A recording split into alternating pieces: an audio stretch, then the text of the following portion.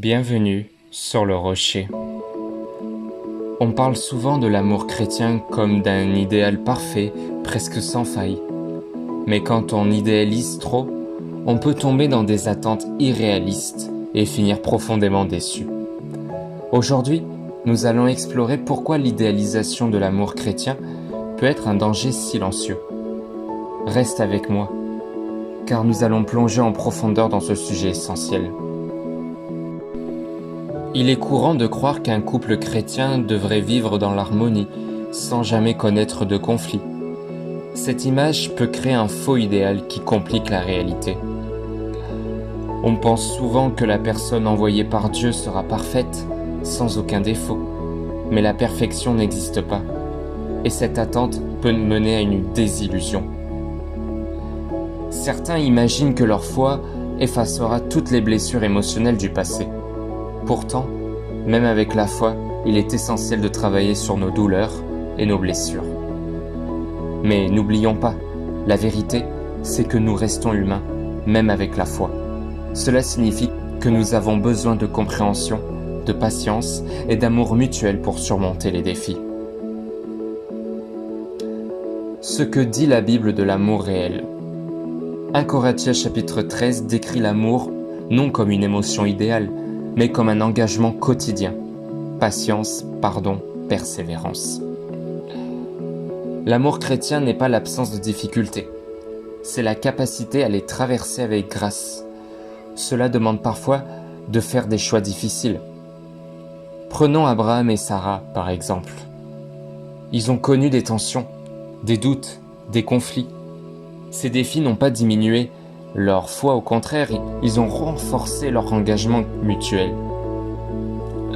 Ces histoires nous rappellent que l'amour, comme la foi, se cultive et se renforce au fil du temps, à travers les épreuves et les hauts et les bas. Les conséquences de l'idéalisation. La déception survient lorsque la réalité ne correspond pas aux attentes idéalisées. On peut se sentir trahi, et cela peut causer une fracture dans la relation. Cette idéalisation peut imposer une pression inutile sur l'autre personne ou sur soi-même. On peut se sentir obligé d'être parfait ou de faire plaisir à l'autre, plutôt que d'être soi-même. Lorsque les choses ne se déroulent pas comme prévu, il y a souvent une confusion spirituelle. Si ça ne marche pas, est-ce que c'est encore Dieu ? Cela peut mener à des questionnements profonds sur notre foi et notre relation avec Dieu. Cela peut également affecter notre communauté chrétienne, car beaucoup peuvent se sentir isolés en pensant qu'ils sont les seuls à rencontrer des difficultés.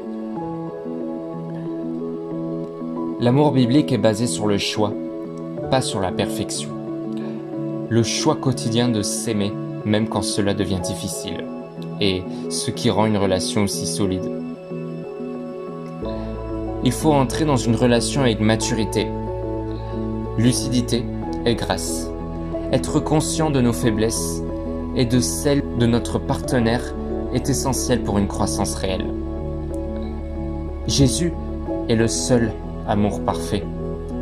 Tout amour humain est une école de croissance et de sanctification. En mettant Christ au centre de notre relation, nous apprenons à aimer de manière plus profonde. Pour développer cette vision saine, engagez-vous dans des pratiques concrètes comme la communication ouverte, le pardon et le soutien mutuel. Partage tes préoccupations, tes espoirs et tes fardeaux. L'amour chrétien n'est pas un conte de fées, c'est une aventure spirituelle. Ne cherche pas une idylle parfaite, mais une relation où Christ est au centre. C'est là que l'amour devient solide, réel et durable. Merci de m'avoir suivi aujourd'hui. N'hésite pas à partager tes pensées et expériences dans les commentaires. Et surtout, abonne-toi pour plus de réflexions comme celle-ci. À demain.